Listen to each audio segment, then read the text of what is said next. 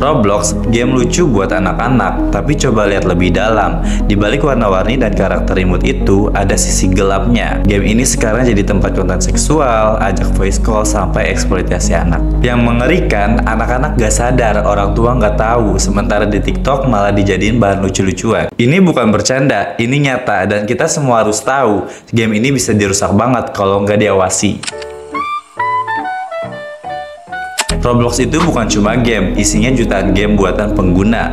Anak-anak suka karena gratis, banyak pilihan genre, bisa main bareng teman, bisa chatting, bisa bikin game sendiri. Tapi justru disinilah bahayanya. Chatting bebas plus bikin game sendiri sama dengan celah buat masukin konten negatif.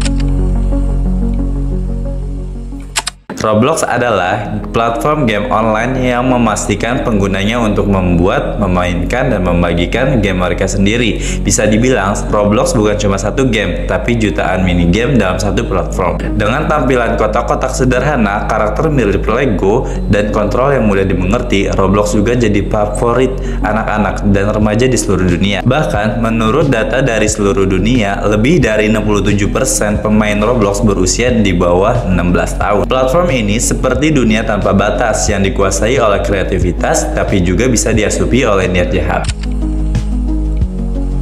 Istilah Kondo Games merujuk pada jenis game Roblox yang berisi konten seksual eksplisit dibuat oleh pengguna dan disebarkan secara sembunyi-sembunyi. Apa aja sih game yang disembunyikan? Karakter bisa buka baju dengan exploit atau script, simulasi hubungan seksual, fitur tempat tidur dengan animasi, chat berisi ajakan cabul, roleplay dewasa suami istri, klub malam, bahkan prostitusi virtual. Game ini biasanya disamarkan dengan judul aneh atau kode, misalnya Survivor Kondo atau nama random kayak emot seksual. Lebih gilanya lagi, banyak anak kecil yang iseng cari tahu gimana cara masuk, ada yang nyari tutorial di YouTube, ada yang lihat di TikTok viral, bahkan ada yang Discord khusus yang share link Kondo Games terbaru. Anak-anak yang penasaran akhirnya menjelajahi sendiri tanpa filter, tanpa pengawasan. Banyak yang dari mereka nggak sadar bahwa yang mereka tonton atau alami adalah bentuk eksploitasi. Beberapa anak justru jadi kecanduan karena sensasi yang ditawarkan game ini. Pihak Roblox sebenarnya sudah berusaha keras ngilangin Kondo Games ini.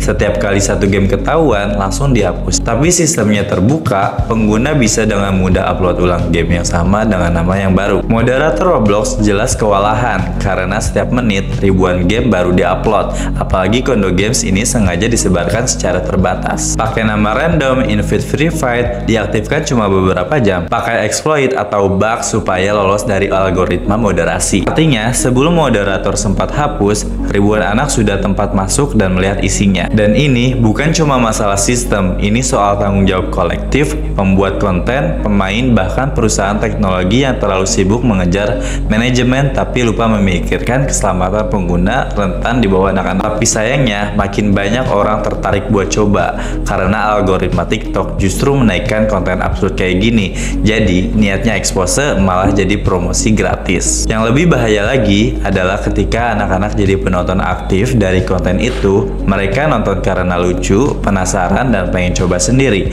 Tanpa sadar, mereka sedang dibiasakan untuk melihat hal yang seharusnya belum mereka pahami. Anak kecil itu polos, mereka belum ngerti batas, belum bisa bedain mana roleplay lucu dan mana pelecehan terselubung. Dan disinilah bahaya paling besar, mereka dianggap itu wajar jadi budaya. Bahkan ada predator dewasa yang nyamar jadi bocil. Grooming sudah pernah terjadi. Seseorang anak perempuan 11 tahun di Amerika pernah diajak voice call dan disuruh buka baju oleh user dewasa Roblox. Dan kejadian kayak gitu udah biasa terjadi di mana-mana aja. Grooming digital ini berbahaya karena pelakunya tersembunyi di balik avatar imut. Mereka ajak ngobrol perlahan, bikin nyaman, hingga anak-anak mengarahkan informasi pribadi atau bahkan lebih. Semakin anak-anak terekspos ke selingkuhan digital tanpa kontrol, semakin besar peluang mereka jadi korban. Bukan hanya dari sisi seksual, tapi juga psikologis. Orang tua juga jarang ngecek isi game yang dimainkan. Mereka gak tahu cara aktifin kontrol. Mereka pikir Roblox itu kayak Mario Bros. Padahal ini dunia sosial yang penuh interaksi tak terkontrol. Buat orang tua, aktifkan parental controls di Roblox. Pantau game apa aja yang anak mainkan. Jangan kasih akses ke chatting bebas. Sering ngobrol sama anak tentang hal-hal yang mereka temui di dunia digital. Buat konten kreator, stop viralin Kondo Games demi viewers.